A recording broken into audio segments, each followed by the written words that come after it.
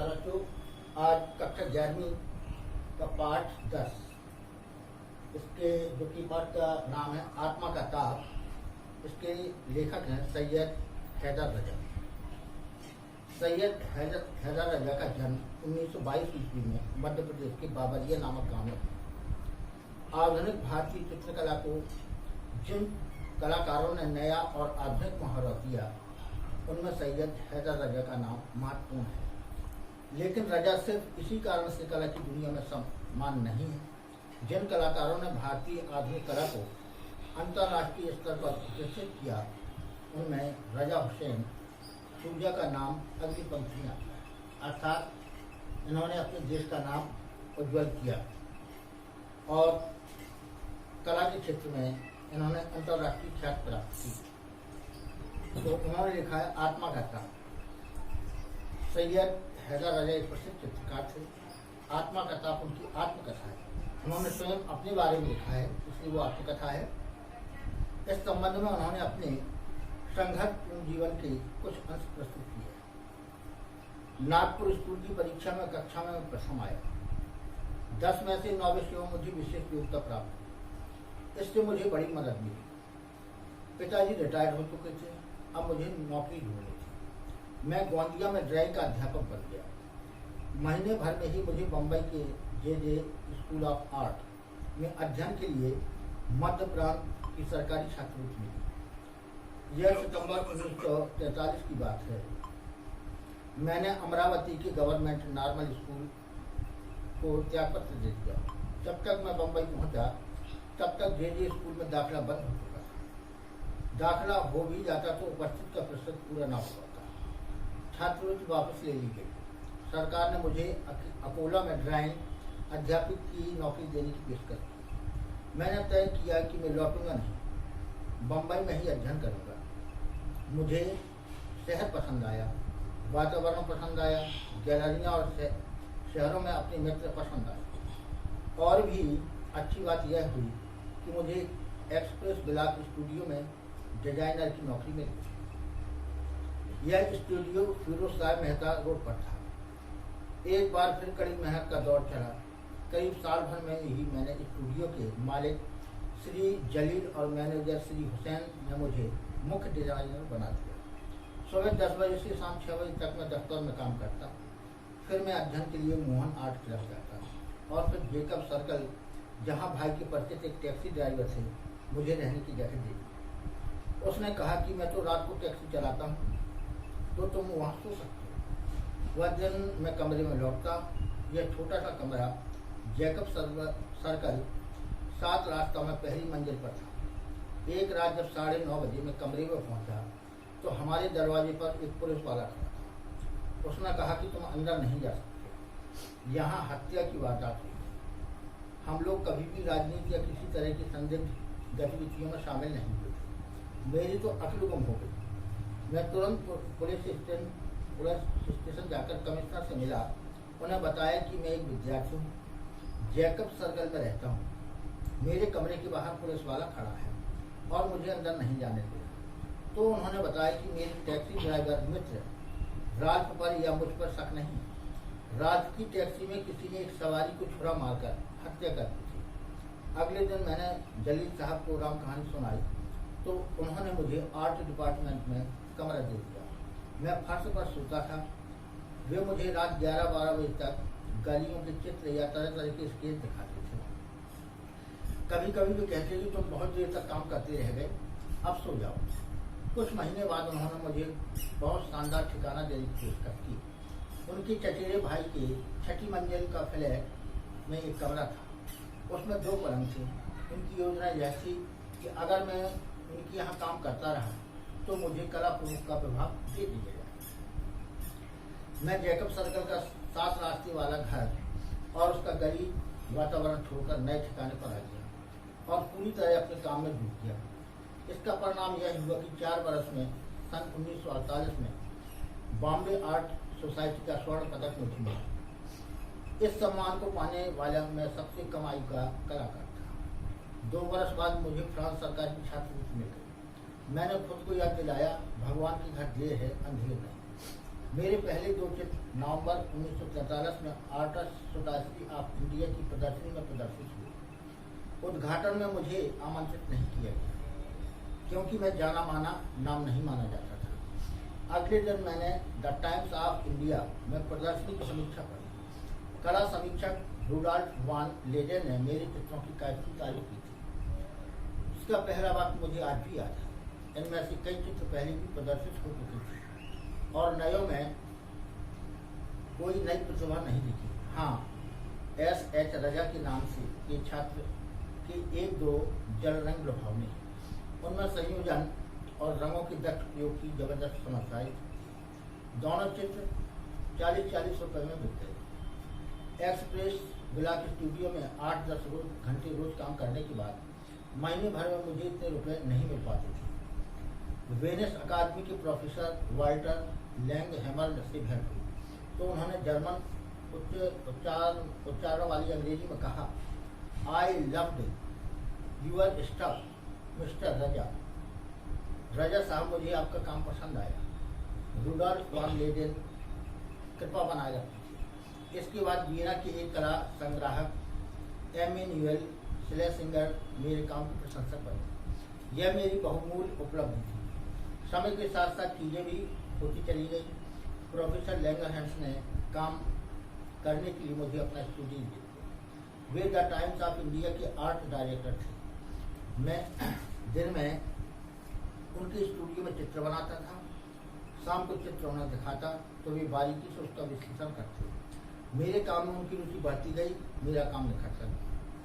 वे मेरे चित्र खरीदने लगे और आखिर मेरे लिए नौकरी छोड़कर कला के अध्ययन में जुट पाना संभव हो सका। 1947 में मैं जे.जे. स्कूल ऑफ आर्ट का नियमित छात्र बन गया क्योंकि अब मैं नौकरी किए बिना भी अपनी फीस और रहने का खर्चा उठा सकता था। भले ही 1947 और 1948 में महत्वपूर्ण घटनाएं घटी, मेरे लिए वे कठिन बरस थे। पहले तो कल्याण वाले घर में मेरे पास रहते थे। मेरी माँ का देहांत हो गया। पिताजी मेरे पास ही थे। वे मंडला लौट गए। मई 1948 में वे भी नहीं रहे। विभाजन की त्रासदी के बावजूद स्वतंत्र भारत था, उत्साह था, उदासी भी थी। जीवन पर अचानक जिम्मेदारियों का बोझ आ पड़ा। हम युवा थे। मैं 25 वर्ष का था। लेखकों, कवियों, चित्रकारों की संगत थी। हमें लगता था कि हम पहाड़ हिला सकते हैं और सभी अपने अपने क्षेत्रों में अपने माध्यम के सामर्थ्य हर काम कर सकते हैं। माता पिता की मृत्यु की ऐसी क्रूर घटना थी। हमें इन क्रूर अनुभवों को आत्मसात करना था। हम उसके वर्क कर काम में जुड़ गए। 1948 में श्रीनगर गया, वहाँ चित्र बनाए। ख्वाजा अहमद अब्बास भी वहीं थे। कश्मीर पर कबायली आक्रमण हुआ, तब तक मैंने तय कर लिया था कि भारत में ही रहूँगा। श्रीनगर से आगे बारामूला तक गया। घुसपैठियों ने बारामूला को ध्वस्त कर दिया था। मेरे पास कश्मीर के तत्कालीन प्रधानमंत्री शेख अब्दुल्ला का पत्र था जिसमें कहा गया था कि एक भारतीय कलाकार है, इन्हें जहाँ चाहे वहाँ जाने दिया जाए और इनकी हर संभव सहायता की जाए। एक बार मैं बस से बारामूला से लौट रहा था। वहाँ जा रहा था तो स्थानीय कश्मीरियों ने बीच मुझे पैंटधारी शहराती को देखकर एक पुलिस वाले ने मुझे बस से उतार दिया। मैं उसके साथ चल दिया। उसने पूछा, कहाँ से आए हो, नाम क्या है? मैंने बता दिया कि मैं रजा हूँ, बम्बई से आया हूँ। शेख साहब की चिट्ठी उसे दिखाई। उसने सलाम ठोका और परेशानी के लिए माफी मांगता हुआ चला गया। श्रीनगर की इस यात्रा में मेरी भेंट प्रमुख फ्रेंच फोटोग्राफर हेनरी कार्तिक ब्रेशा से हुई। यह मेरे चित्र देखने के बाद उन्होंने जो टिप्पणी की वह मेरे लिए बहुत महत्वपूर्ण। उन्होंने कहा, तुम प्रतिभाशाली हो, लेकिन प्रतिभाशाली युवा चित्रकारों को लेकर मैं संदेह की। तुम्हारे चित्रों में रंग है, भावना है, लेकिन रचना नहीं। तुम्हें मालूम होना चाहिए कि चित्र इमारत की तरह ही बनाया जाए। आधार, नींव, दीवारें, बीम, छत और तब जाकर वह टिकता है। मैं कहूँगा तुम सेजा का काम ध्यान से देखो। इन टिप्पणियों का मुझ पर गहरा प्रभाव पड़ा। बम्बई से लौटकर मैंने फ्रेंच सीखने के लिए अलियांस फ्रांस में दाखिला लिया। फ्रेंच पेंटिंग ने मेरी खासी रुचि थी, लेकिन मैं समझाना चाहता था कि चित्र में रचना बनावट वास्तव में क्या होती है। 1950 में एक गंभीर वार्तालाप के दौरान फ्रेंच दूतावास के सांस्कृतिक सचिव ने मुझसे पूछा, तुम फ्रांस जाकर कला का अध्ययन क्यों नहीं करना चाहते? मैंने पूरी आत्मविश्वास की उत्तर दिया, फ्रेंच कलाकारों के चित्रण पर अधिकार है। फ्रेंच पेंटिंग मुझे अच्छी लगती है। तुम्हारे पसंदीदा कलाकार शेजावान, गात, माती, सागल और द्राक। पिकासो के काम के बारे में तुम्हारा क्या विचार है? मैंने कहा, पिकासो का हर दौर महत्वपूर्ण है, क्योंकि पिकासो जीनियस है।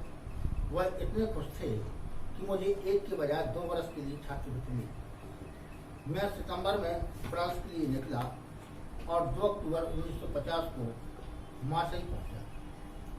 यूं पेरिस में मेरा जीवन प्रारंभ हुआ था।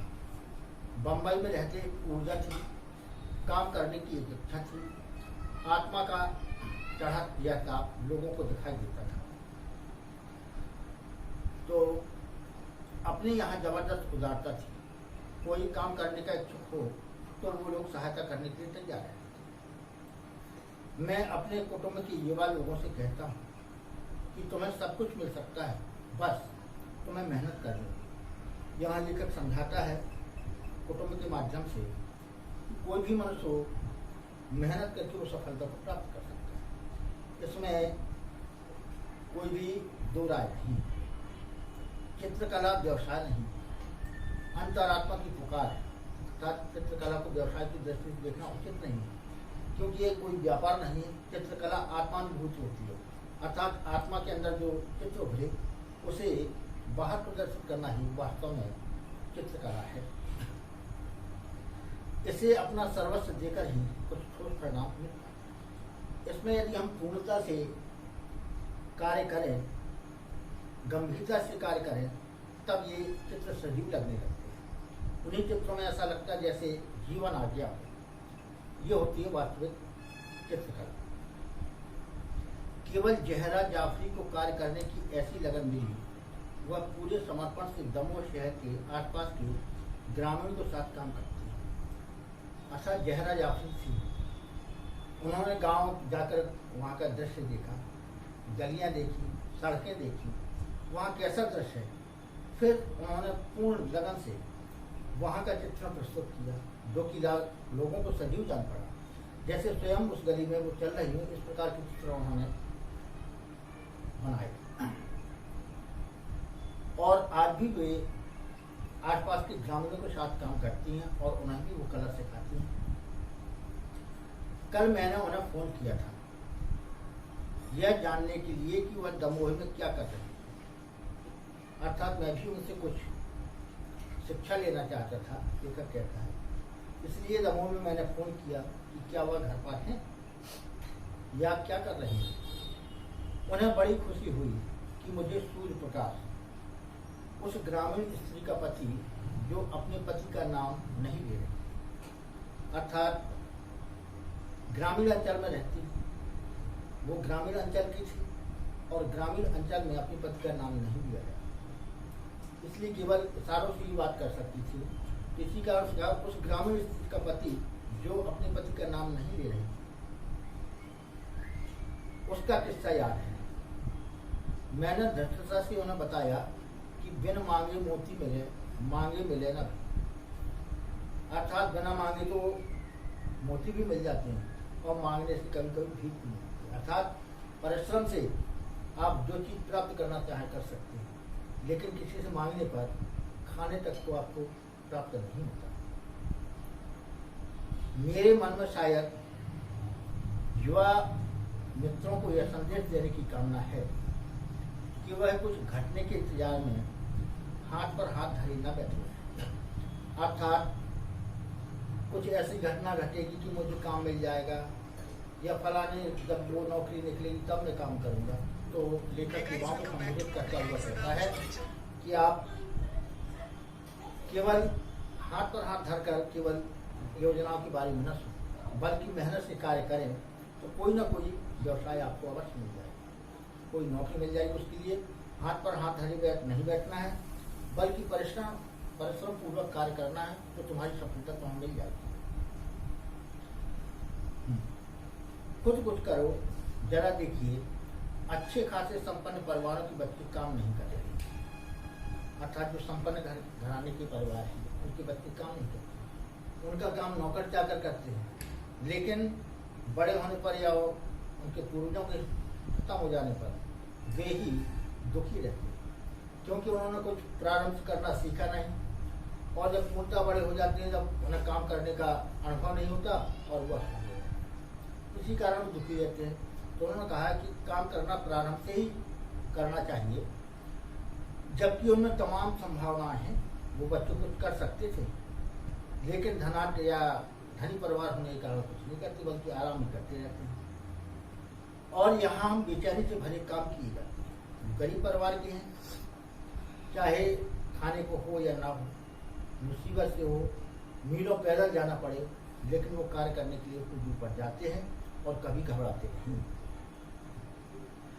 मैं बुखार से छटपटाता सा अपनी आत्मा, अपने चित्त को संतप्त किया। लेखक कहता कि जैसे बुखार में आदमी तड़पता है, उसे शांति नहीं प्राप्त होती, इधर से उधर करवट बदलता तो भी नींद नहीं आती। तो इसी प्रकार इस कार्य को देखकर मेरी आत्मा भी छटपटा रही है। ऐसे लोग भी हैं जो परिश्रम करना नहीं चाहते, सुख शांति भोग रहे, लेकिन अंत में उन्हें कष्ट उठाना पड़ेगा। इस कारण मेरी आत्मा छटपटा रही है। अपने चित्त को संतप्त किए रहता हूँ। इसी कारण इन लोगों के दुखों को देखकर, इनकी भावनाओं को देखकर मेरा मन हमेशा दुखी रहता है। मैं कुछ ऐसी बात कर रहा हूँ जिसमें खामी लगती है, यह बहुत गजब की बात है। अर्थात मुझे जो दोष समाज में दिखाई देता है, उसी की बात कर रहा हूँ, इसमें कोई दोष नहीं है। अर्थात मुझे जो कमियां समाज में दिखाई दे रही हैं, मैं उन्हीं का वर्णन कर रहा हूँ। लेकिन मुझमें काम करने की असंकल्प है। मैंने कठिन से कठिन परिस्थितियों में अपना काम करना नहीं छोड़ा, और पूर्ण लगन से मैं अपना काम करता जा रहा हूँ। भगवत गीता कहती है, जीवन में जो कुछ भी है तनाव के कारण। अर्थात जब मनुष्य तनाव कर लेता है, तभी उसे कष्ट होता है। अर्थात कर्मण्येवाधिकारस्ते से मां फलेषु। कर्म करना ही हमारा परम उद्देश्य है। फल तो अपने आप ही प्राप्त होगा। गीता में यही सिखाया है कि हे अर्जुन, कर्म करो, फल की इच्छा ना करो, फल अपने आप ही प्राप्त होगा। तो बचपन जीवन का पहला चरण एक जागृति है। बचपन में जो कुछ सीख जाए, वो गुण उसमें बड़े तक बने रहते हैं। इसलिए बचपन को प्रारंभिक पाठशाला कहा गया है। इसमें जैसे गुण भर दिए जाते हैं, वैसे ही आगे चलकर वो बनते जाता है। लेकिन मेरे जीवन का बम्बई वाला दौर भी जागृत का चरण था। जैसे बचपन में कोई सीखता है, तो बम्बई में जाकर वहाँ कठिनाइयों को भोग कर मैंने वही चरण सीखा। अर्थात मुझे अच्छी शिक्षा प्राप्त हुई। कठिनाई में जरूर होगा, लेकिन शिक्षा भी प्राप्त हुई। कई निजी मसले थे जिन्हें सुलझाना था। अर्थात मेरे घर के भी कुछ मसले थे जिन्हें हमें पूर्णता करना था। मुझे आजीविका कमानी थी। अर्थात अपनी आजीविका के लिए मुझे कुछ कार्य करना था, और जब कार्य करता तब मैं घर की समस्या सुलझाता। तो मेरे पास दोनों कठिनाइयाँ थी, फिर भी मैंने हार नहीं मानी, और जो बना वो करता गया। मैं कहूँगा कि पैसा कमाना महत्वपूर्ण होता है, वैसे अंततः वह महत्वपूर्ण नहीं होता। अर्थात पैसा ही सब कुछ नहीं होता। उसके लिए हमें पारिवारिक दायित्व, समाज का दायित्व भी निर्वाह करना पड़ता है। उत्तरदायित्व होते हैं, किराया देना होता है, फीस देनी होती है, अध्ययन करना होता है, काम करना होता है। कुल मिलाकर स्थिति खासी जटिल थी। मेरे माता पिता के न रहने और राष्ट्रपिता महात्मा गांधी को खो देने से जटिलता और बढ़ी। अर्थात अब मेरे माता पिता भी नहीं, मेरी जटिलता बढ़ गई है, लेकिन फिर भी मैंने इस कार्य को किया। और इस प्रकार लेखक ने अपने बारे में जो कथाएं थी बताया। अब मैं अपनी वाणी को विराम देता हूँ। जय।